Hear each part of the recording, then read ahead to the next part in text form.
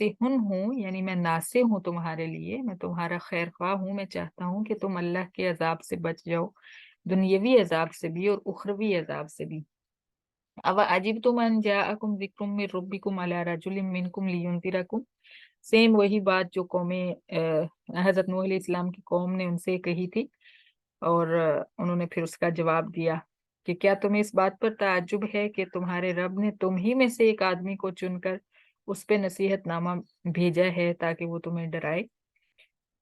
अ, इसके अंदर एक जेलसी भी शामिल होती थी ना, जैसे अभी हमने नबी पाक सल्लल्लाहु अलैहि वसल्लम की भी बात की है कि उनकी कौम ने कहा कि एक गरीब मिस्कीन को अल्लाह ताला ने पैगाम देना था, हम सरदार जो थे वो नजर नहीं आए। तो यही ये जेलसी शामिल हो जाती थी कि इसको हम सरदार मान लें, इसको हम अपना बड़ा और राहबर मान लें और इसके पीछे चल पड़े। तो ये हर दौर में होता है, हर हर तबलीग करने वाले के साथ, हर खैर खा और नासिह के साथ ये उसकी कौम ये मामला करती है। और रसूलों के साथ तो खास तौर पे ये हुआ कि जेलसी और हसद शुरू हो जाता है कि हम इसके पीछे लग जाएं, इसकी बात सुनने लग जाएं, इसको मानने लग जाएं। तो इसकी वजह से जो है वो अक्सर लोग राह रास्त को ही छोड़ देते हैं। हसद इतना ज्यादा बढ़ जाता है कि उनको कहने वाले की बात सुनाई नहीं देती कि वो कह क्या रहा है, और वो सीधे रास्ते की तरफ बुला रहा है। उनको सिर्फ ये दिखाई देता है कि ये सरदार बन जाएगा हमारा, ये हमारा राहबर और बड़ा बन जाएगा। तो इस वजह से अक्सर लोग हक को पहचानने से इनकार कर देते हैं।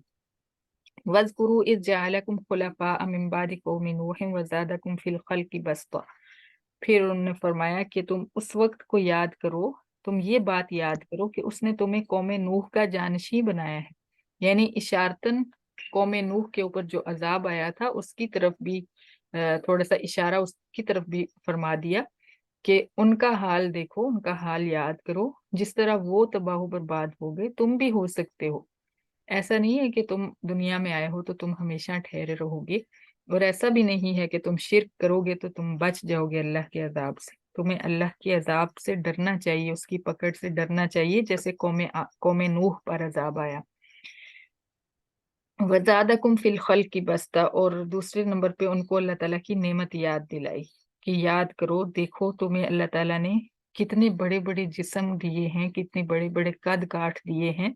ये अल्लाह की ही तख्लीक हो तुम ना खुद खुद को बना सकते हो, ना ही तुम्हारे ये माबूद तुम्हें बना सकते थे। तुम अल्लाह की तख्लीक हो तो उसके साथ शिरक मत करो। फज़कुरू आला अल्लाहि लअल्लकुम तुफ्लिहून, और अल्लाह ताला के इनामात को याद करो अपने ऊपर ताकि तुम कामयाब हो जाओ। तो कामयाबी पाने के लिए अल्लाह ताला के इनामात को याद करना और फिर उस पर शुक्र अदा करना ये बहुत ज्यादा जरूरी है।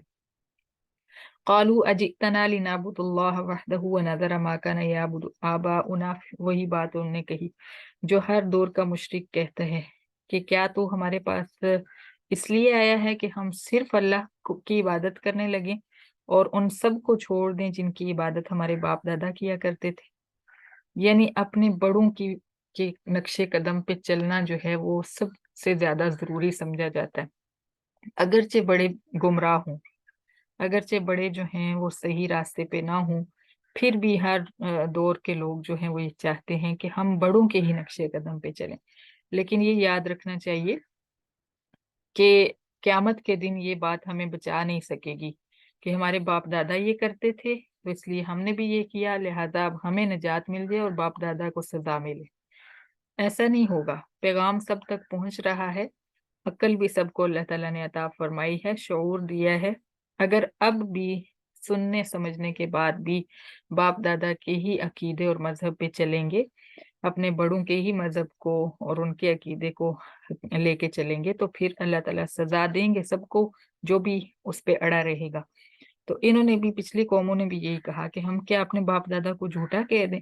क्या वो पागल थे, क्या वो बेवकूफ थे जो ये करते रहे, और हम ज्यादा अक्लमंद हैं कि हम ये करने लगे, हम उसको छोड़ दें। फअतिना बिमा तईदुना इन कुंता मिनस सादिकीन। लिहाजा तू जो अजाब लाना चाहता है ले आ, अगर तू सच्चा है तो फिर अजाब लेके आ हमारे ऊपर, नाउजुबिल्लाह। क़ाल क़द वक़अ अलैकुम मिर रब्बिकुम रिजसुन व गज़ब। फरमाया कि तुम्हारे ऊपर तुम्हारे रब की तरफ से عذاب نازل ہونے والا ہے اور اس کا غضب نازل ہونے والا ہے۔ ان کے اوپر اللہ تعالیٰ نے سخت ٹھنڈی اور تیز ہوا جو ہے وہ بھیجی۔ 7 دن 8 راتیں یہ آندھی جو تھی لگاتار ان کے اوپر چلتی رہی، اور اللہ تعالیٰ فرماتے ہیں کأنہم اعجاز نخل خاویہ، آخر میں انشاءاللہ آخری پاروں میں ہم پڑھیں گے، یہ ان کے اندر اللہ تعالیٰ نے ان کو اٹھا اٹھا کے ایسے پٹخ پٹخ کے مارا گویا کہ کھجور کے کھوکھلے تنے ہوں۔